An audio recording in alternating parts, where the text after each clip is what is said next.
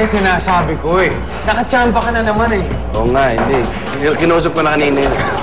Pero in fairness, pare, napakagaling mo dahil 4 na beses na tayo nagra-round, hindi pa ako nananalo sa'yo kahit isa. Chamba lang. Chamba. Nako, kasama ko po si Bandolph. Ang sabi nila, si Bandolph daw, siya yung pasaway ng mga reason. Totoo ba yan, pare? Siguro ako lang yung talagang nalaman ng lahat ng tao kung ano yung mga nangyari o pinagdaanan ko before. Oo. Iba naman doon, maski hindi ako, pagkasama mo yung tao, napatrouble, parang ako na rin. So, doon nagsimula. Parang nadadamay ko din sa mga ako, kahit hindi ako. issues. Yes, kahit hindi ako yung person na talagang nasa sitwasyon na yun. Sige pare, pakisargo. Patunayan natin sa ating viewers na si Bandolph ay talagang master ng bilyar. Master, ha?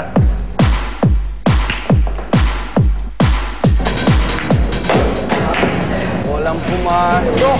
Okay pare, saan nag-trigger yung sinabing ikaw yung pasaway? Hindi ko kasi yung mga pasaway nung after the accident.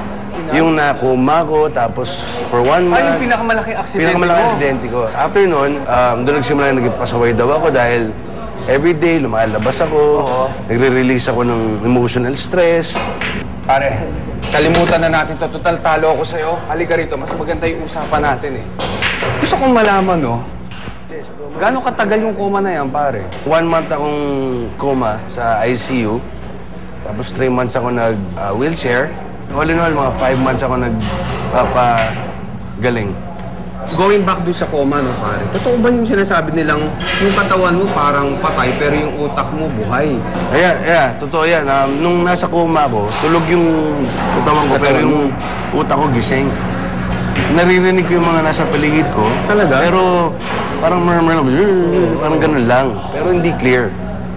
Anong unang reaction nila ng mami mo, doktor, nung nakitang dumilad ka? Natatandaan mo ba? Mama ko umiiyak. Talaga? Tuwa, parang of course, di ba? Oo. Tatay ko rin, lahat sila masaya. O laughter. Pero pare, parang... Did you learn your lesson from it dun sa malaking aksidente na yun? Kasi, as I recall, parang nagkaroon ka another car accident. Yeah. Paano naman nangyari yun? Yun nga eh, hindi ko alam. Tapos nagpa-function na ako at nagpaano na ako sa mga spiritista. Oo. Sabi ko, bakit nakabuntot sa akin lagi ang aksidente? Oo. Sabi ng isang Chinese na kung specialist na, lilipas din yan. Kumbaga panahon mo yan, may ganun daw eh. Sabi ko, okay. Tapos na, nung dumating si Jenny, mga kids ko, bira na ako magmanaw na mabilis, may tawag na ako. Oo. Nung dumating na si Jenny, nagkaroon na ako ng parang kakambal. Kaya yung mga decisions na yung akin, nababago. Siyempre, dinadala niya ako sa tama, oops, huwag ka dyan dahil babalik ka naman sa dati. Pero pare, going back, ano yung pinagsisisihan mong pasaway na nagawa mo? Yung ko rin, siyempre, pinakamalaking accident ko. Sana hindi nangyari, pero may maganda rin naman na naidulot sa akin, di ba? It made me today. Yes. At ginawa niya ako binigay sa akin ng Diyos yung pamilya. Medyo lumawak yung pag-iisip ko. Pero masakit talaga yung sitwasyon dahil may ibang party eh. Namatay yung girlfriend ko that time. Nakadanyos ako sa ibang pamilya. Till now, siyempre, yun parang... Hanggang ngayon, of course, man. Nakakahiya, di ba? Parang... hanggang ngayon. What will I do? Paano ko papalitan yun? Hindi na pwede. Ano naman yung pinakamalaking pinagbago mo ngayon?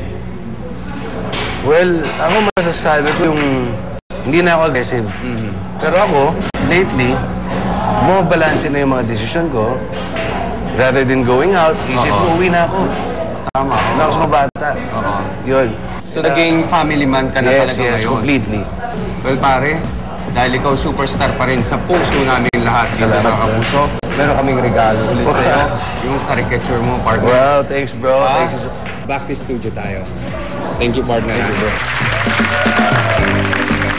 Maraming salamat, Tatay, and of course, kay Bandolph. Alright. Speaking of pasaway, hindi lang po yan sa mga tao, o kaya sa mga hayop, kundi patating sa mga damit. Minsan sa buhok pa nga, pasaway din yan. Ang tinutukoy ko po sa damit, yung may mga tao kasing medyo lito sila sa pagpe-pair ng mga outfits.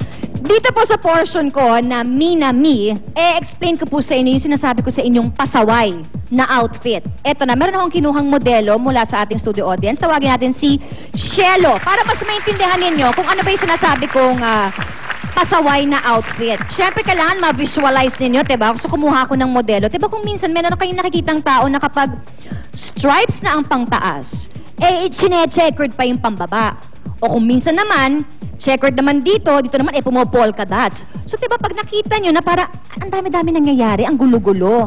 Ang mangyayari dito, aayusin natin, natuturuan natin ang ating mga kapuso out there na medyo hirap sa pagteterno-terno ng mga outfits. So, ngayon, itong outfit na to ay gagamutin natin. Maya-maya lamang makikita na natin kung ano ba ang sinasabi ko. Kaya, Shelo, mamaya bibisa kita ng bonggang-bongga para mapakita natin ang tamang pananamit, yung hindi pasaway. Anyway, may huling hirit pa tayo, mga mister at mga misis, kaya dyan lang kayo. Magbabalik pa ang Lovely Mrs.